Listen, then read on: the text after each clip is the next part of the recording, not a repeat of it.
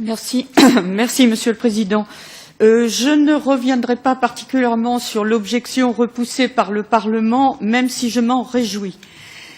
Car il y a des limites à la réglementation, celle qui consiste à mettre des bâtons dans les roues de nos industries, mais aussi parce que je trouve étrange que la comitologie éveille tout à coup des soupçons, alors que pour d'autres sujets plus graves, c'est le silence total.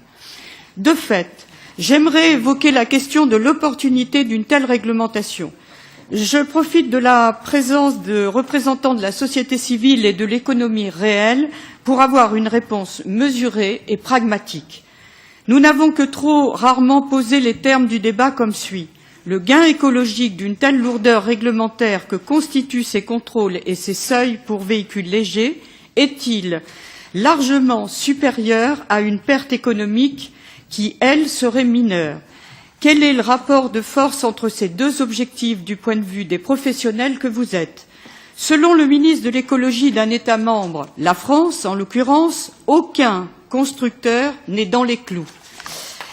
J'admets la nécessité de faire respecter la loi, bien évidemment, mais je pose la question dans l'autre sens. Cette réglementation est-elle applicable entièrement? Admet-elle finalement des marges d'erreur?